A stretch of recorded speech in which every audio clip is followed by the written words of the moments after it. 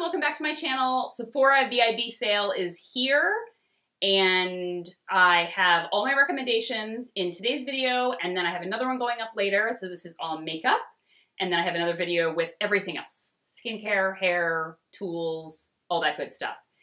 And I'll put all the information about the sale down in the description box below. I believe it's this weekend and next weekend. The discount is 15%. They got us hooked with the 20, and we were like, yes! And then they began to pull back down to 15.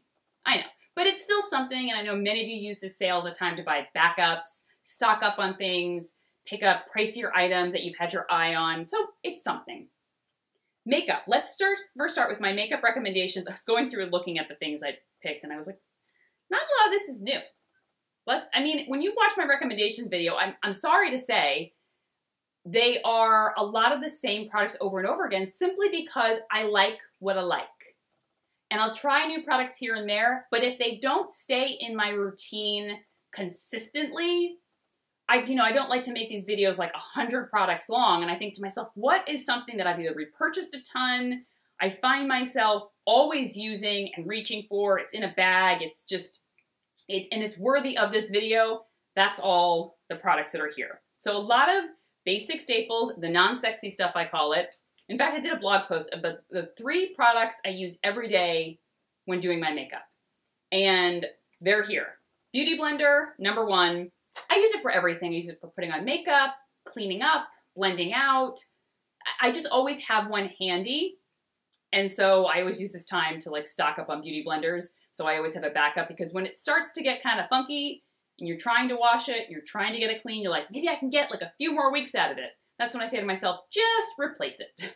Get another one out of the closet so you don't have to like deal with like a falling apart beauty blender. I know many of you have those though.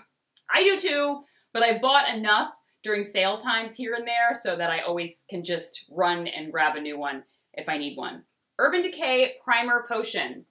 I wear it every single day. Under my eyeshadow, it's wonderful. This and the NARS are my 2 favorites, and what I repurchased over and over again. I used that e.l.f. one for a while.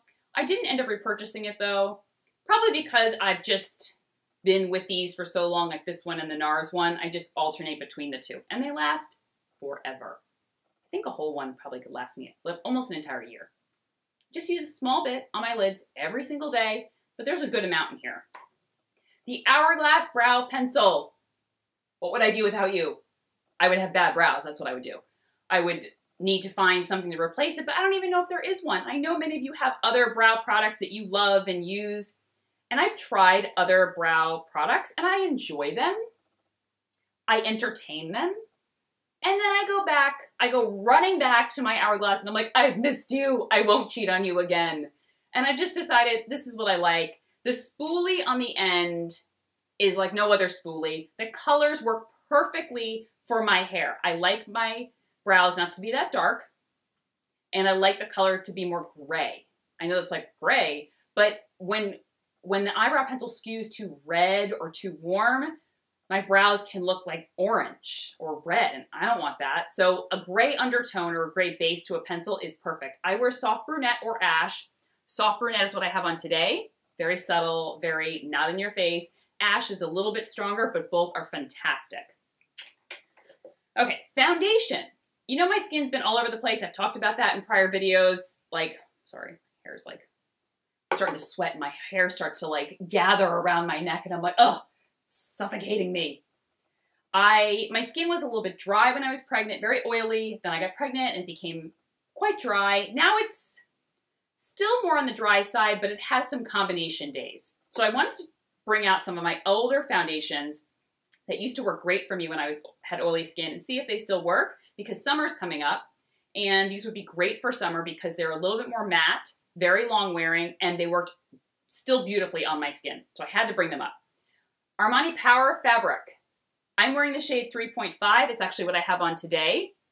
It's a gorgeous foundation. It gives a good amount of coverage. It's a very velvety finish, like airbrush finish, very just flawless finish. It's very long wearing. It doesn't look flat. It's not going to be a very flat matte look. I like to think that it's more velvety. It's not glowy, dewy, radiant, fresh, anything. This is definitely going to be more flat. You can use a powder to set with it. I don't really need one right now because even though my skin is somewhat combination, it's still not that oily. But it's just a beautiful, beautiful foundation. It's one of the very few Armani ones that has worked for me. I've tried numerous ones over the years, and maybe that my skin is a little bit different, I could try the Luminous Silk again. Maybe I'll do that. The Dior Forever Foundation. I mean, this is a staple. This deserves like its own shelf. I need a shelf of just the staples, the stuff that has been with me for years. The Dior Forever Foundation. It's very long wearing. Just when you put it on, it stays put. Your skin looks flawless, airbrushed. It's more of a velvety finish like the Armani. Color range, we've talked about before, is atrocious. The new Dior foundation, that has a wide range of shades. Still a little bit, there's some yellow based in there. They're always like so orange, the Dior foundations. I wear it in the shade 010. It's great, it's beautiful. Now that summer's coming up, if you have oily skin, I think those would work. If you have drier skin, I do think those would work as well. You would not have to, maybe on really humid days when you want something a little bit more matte, even though you have drier skin. These are just stunning. All right, mascara. It Cosmetics Superhero Mascara. Still my recommendation. I have Dior Show on now. It's nice. It's not, I used to love it, and I don't know. The formula seems different to me. It's not as thick. It's like, it's polite. You know Erica Jane from Real Housewives of Beverly Hills when she talks about a polite lip? You guys watch the show, you know what I'm talking about. The lashes, they're like polite lashes. They're nice and somewhat voluminous. They have a little bit of drama. This is in your face dramatic lashes, and I love that. I don't wear false lashes, and so I want something that's very dramatic, very dark, and this is just fits the bill perfectly. I still really love it, and I just snagged my nail, and I'm like, it's like got like snagged on my leggings here. Okay, the Laura Mercier Invisible Loose Setting Powder in Universal. I need to bring this up again. I pulled this out the other day, actually a few weeks ago, because it was a little shiny, and I was like, let me pull out my Laura Mercier powder. I haven't used this in forever because my skin got very dry, and I thought, this needs to be my Sephora recommendations video. If you've never tried this, it is such a gorgeous, finely milled loose powder. It will mattify your skin, not make it look flat, not make it look overly powdered, and no matter what skin tone you have, it will work for you. That is what is so fantastic about this powder and why it's so buzzed about and in so many makeup artist kits, because you can have super fair skin to medium skinned, olive skin, dark skin. It will work for you. And I've had feedback from, when I used to freelance, this was the setting powder I would use because wherever I would show up to do makeup or whatever, it would work on whoever I was doing makeup for. And it just disappears into the skin. I recommend buying the puff, her little velour puff that she sells, and it's very popular, and press it into the skin. That's her technique that she says is the best, and it really does work beautifully. Okay, I talked about those. Bronzer, the Becca Sunlit Bronzer in Bali Sands. It's the perfect bronzer if you are fair. They have multiple shades though, so fear not. The texture it's like air. It's like nothing. It's so finely milled. It glides right on. It has a hint of shimmer, but nothing glittery. What I love it though is because it's the perfect powder for my fair skin. This Antonym blush, I really think it's one of the most beautiful blushes, one of the most beautiful formulas. It's a baked formula, but this is kind of swirled. I love the swirl, and it just glides on. It gives a lot of color, but it's very easy to manage. You know those some blushes where you put your brush in, you put it on your cheek, and you're like, well, I gotta start over again. Like I wipe my entire face off. This gives a lot of color, but it moves very easily, so you can start with a little bit, or even if you add too much, it easily blends out. So you're not going to be stuck with like a clown cheek right here, and then you're like, I gotta like scrap everything and start over again. And the color in Peach that's the shade I love to wear. All right, we've got some lip colors here. First, This one I'm wearing. Now, hear me out. It's the Urban Decay Hi-Fi Shine in Fuel. Okay.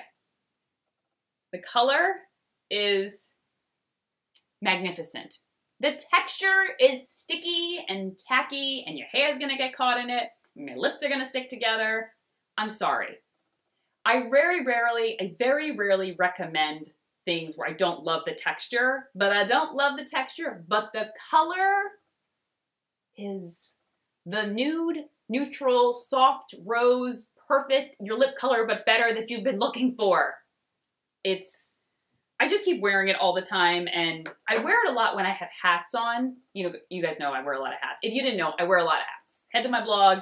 I have tons of style posts. I wear every type of hat imaginable. And on the days that I'm wearing hats, I tend to wear this because my hat kind of contains my hair, and it's less flippy and getting caught in my lips. But it will like get caught here. So you have to, when you first put on, put your finger in there and, you know, make sure it's not on your teeth. But it's such a beautiful color. I'm sorry. The texture will probably annoy many of you, but the color will win you over. The Marc Jacobs Sugar Sugar Gloss. It's one of those glosses that you can wear it alone, you can add over something, you can mix it with different colors. It's that gloss that it's just a go-to gloss. The formula is quite thick, and this is kind of like a milky nude, but it doesn't look too kind of dead on your lips. You know, those like milky nudes where you're like, oh, great. I wore those colors years ago, and I was like, what was on my lips? I looked dead. But this does not give that look. It still has something. It almost like enhances your lip color a bit, but it's gorgeous over other lip colors. This is a blast from the past. If you've been following me for a long time, you'd be like, I haven't heard you talk about those in a long time. I love the Clinique Pop lip colors. This color in Beige Pop was probably my favorite out of all of them. It's just a gorgeous beige nude.